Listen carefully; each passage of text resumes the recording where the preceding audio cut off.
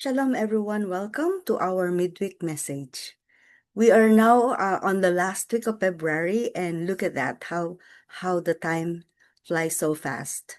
If you observe, all the messages that I shared is encouraging us all to, to share testimony, share our stories, or share the gospel. It is a reality that life is passing and short.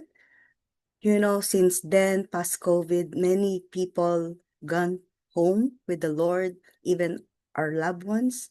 So if you believe that you are holding the truth, we need to share the truth, which is the Word of God. And we all know that there is only one way unto salvation, and that is Jesus. As what the Word says, Jesus is the way, the truth, and the life. No one comes to the Father except through Him. So the title for our message for today is What You Carry Can Change a City. And our scripture is from Acts 8, verses 4 to 8. God does not fill us with the Holy Spirit just to feel good in church. He fills us to make a difference in the world. It's like Philip was not an apostle. He was not famous. He was not a platform. But he went, and an entire city was shaken by the gospel. When God people move, revival follows. You are not ordinary. You are an atmosphere changer. And I want you to know that. So in verses 4 and 8 of Acts, whenever they went, they preached the word. And there was an immense joy in that city. Listen to the following. Number 1, God uses ordinary believers to bring extraordinary change in the world. So if you are just like an ordinary person and you say, I'm just an ordinary person, God wants to use you for you to bring extraordinary change in the world. Notice in verse 4, people were scattered, pushed out of their comfort zone. Instead of hiding, they ran with the gospel. Your situation might be uncomfortable, but it may be your launching pad.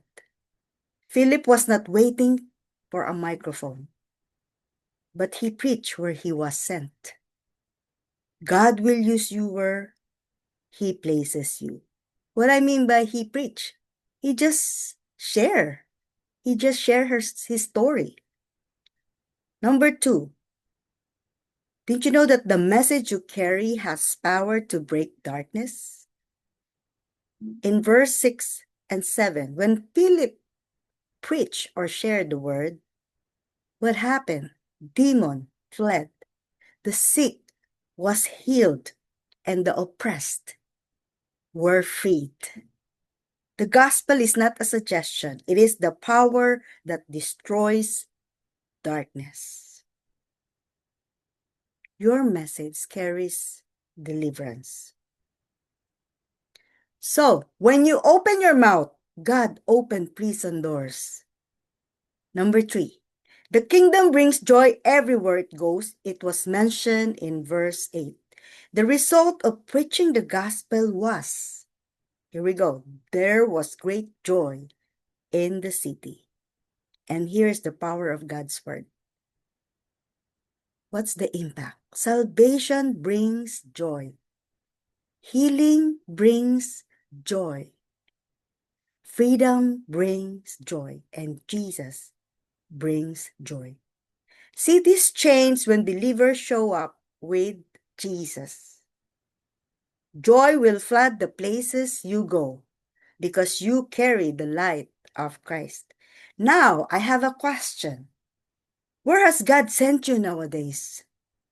At your workplace, as your mission field, or your neighborhood as your harvest field, or you encounter these people or every person you meet as your assignment from God.